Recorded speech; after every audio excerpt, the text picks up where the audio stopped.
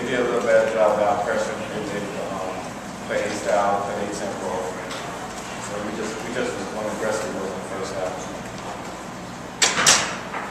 Any special urgency this being your senior year to go out on a really strong note? Oh yeah, definitely. I want to go out. I want to win. I actually want to go to the NCAA tournament. That's every college player's dream. So we got to take care of games like this. We got to win. We got to get focused. It's up to me to lead the guys and keep them focused and understand how important a game like this is. You know, Loyola's kids deserve a lot of credit because they battled back in the second half. And Loyola deserves a lot of credit because this is a great atmosphere. And I don't know if you call it a dedication game or whatever you want to call it. But that was a tremendous atmosphere. You know, my tip-off time, I think both teams were fired up. I was fighting goosebumps. The national anthem, the national championship, and all that stuff. And, from old basketball guy, I just thought it was terrific. Obviously, I'm really pleased with the way our kids responded in this atmosphere because we could have easily been intimidated. But I think they embraced the atmosphere and came to play. We've done a lot in the last 48 hours to get them ready to play, and they've gotten ready to play. And one of the best halves I've had a team play defensively. And so I was very pleased with that. Obviously, I wasn't nearly as pleased in the second half.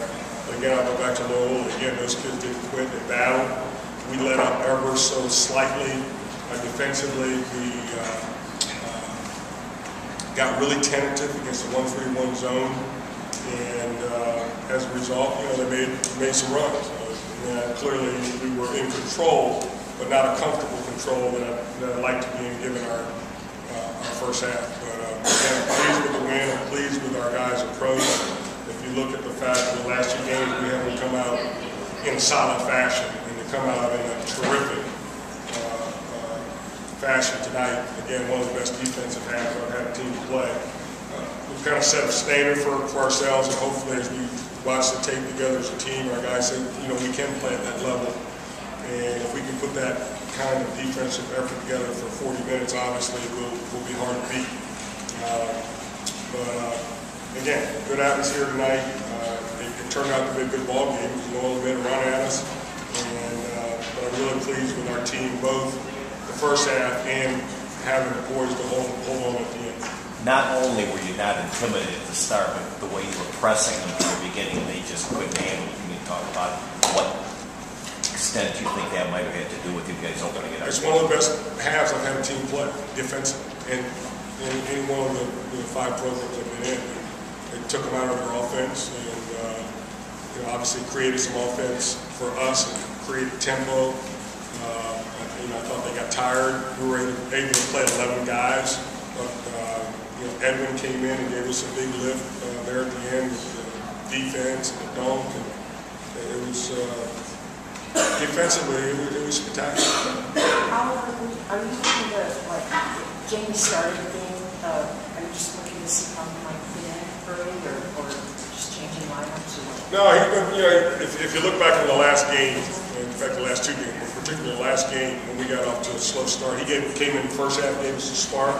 He started the game in the second half for us, gave us a big spark, and we were going to start pressing, and athletically, clearly he's one of our best athletes, if not our best athlete. So we wanted him on the floor. He's progressing. He's coming along.